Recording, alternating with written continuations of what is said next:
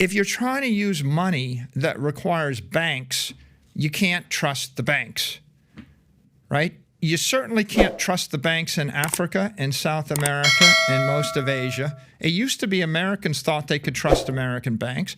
Now they're realizing that they can't trust American banks.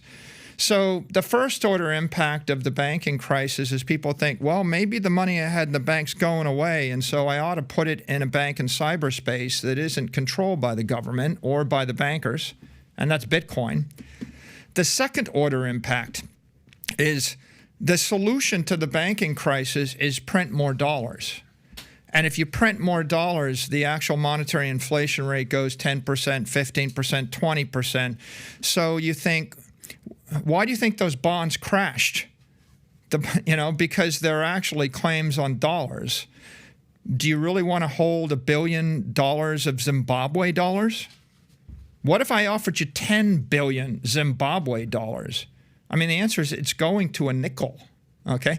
So if the paper currency keeps crashing, then you can't own anything that's currency related. You can't own a currency derivative.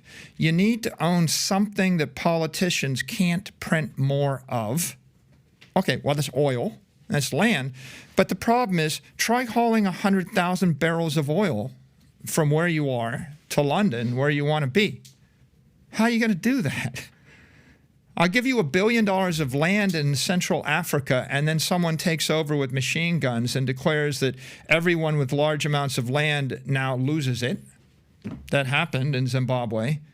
You're going to pick up the land on your back and carry it to France? So it's simple. If people lose faith in the banks, they lose faith in the currency. When they lose faith in the currency, they lose faith in the government. When you lose faith in the bank, the currency, and the government, and someone says, what can you trust? The answer is you can trust Bitcoin because you can custody your own asset, you can run your own node. And at the end of the day, even if the Chinese want to shut it down, they can't. If the Russians want to shut it down, they can't. If any nation state wants to shut it down, they can't. If the US wanted to shut it down, they can't. And so everybody wants something that they can trust that is beyond the reach of a corrupt politician, a corrupt corporate executive, or they don't have to be corrupt. They can just be well-meaning, trying to do the right thing in a misguided fashion and meddling with your economic life. I'm saying money is a store of value, and there are multiple monies, and they're not created equal. So let me give you the world's worst money. The worst money in the world is like Argentine pesos or Venezuelan bolivars or Zimbabwe dollars or Nigerian naira. Weak money.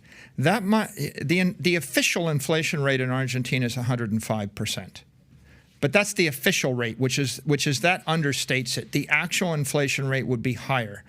And if the inflation rate is running 100%, that means your money is losing half of its value every 12 months.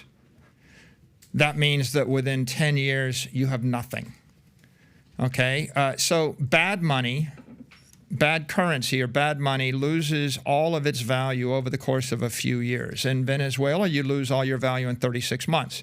In Argentina, in 10 to 20 years,